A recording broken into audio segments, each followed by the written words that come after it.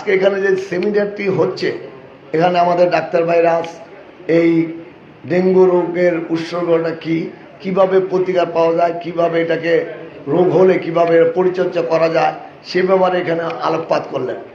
আমি বলবো এই ডেঙ্গু রোগের সর্বপ্রথম যে প্রতিকারটা সেটা সবচেয়ে বেশি হলো সচেতনতা।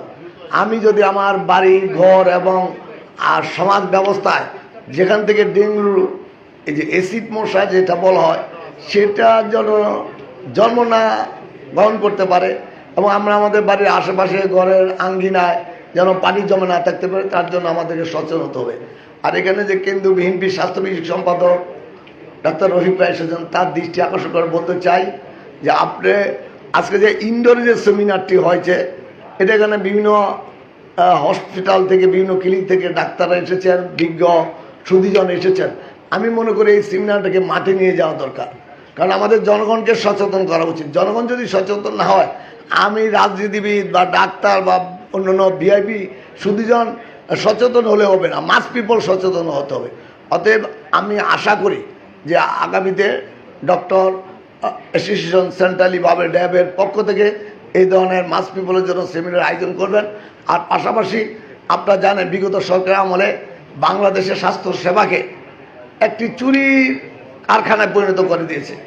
একটা এক্সরে মেশিনের দাম যেটা 10 লাখ টাকা, সেটা 10 কোটি টাকাও দেখানো হয়েছে। বালিশের দাম 400-500, এই বালিশের দাম দেখানো হয়েছে 7,000 8,000।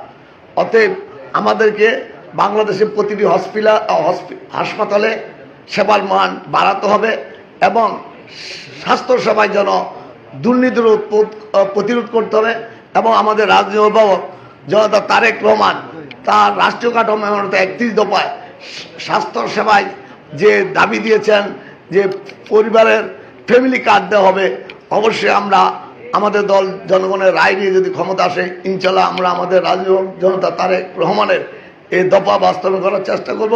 অবশেষে নারায়ণগঞ্জ জেলা ডাক্তার অ্যাসোসিয়েশন আজকে এই ডেঙ্গু সংক্রান্ত যে সেমিনার আয়োজন করেছেন তার জন্য তাদেরকে আবারও ধন্যবাদ জানিয়ে, আর যারা বিভিন্ন থানা উপজেলা এবং বিভিন্ন সরকারি হাসপাতাল বেসরকারি হাসপাতাল থেকে এ সকল ডাক্তার বাইরে এসেছেন, আমরা আশা করি আপনারা এই সেমিনার পাশাপাশি আপনাদের পার্সোনাল চেম্বার এবং যেখানে সরকারি বেসরকারি হসপিটাল আছে সেখানেও আপনারা সাধারণ জনগণকে এই ব্যাপারে সচেতন করবেন এবং এখানে আপনারা অংশগ্রহণ করবেন এই আশা ব্যক্ত করে আমি আমার বক্তব্য শেষ করছি।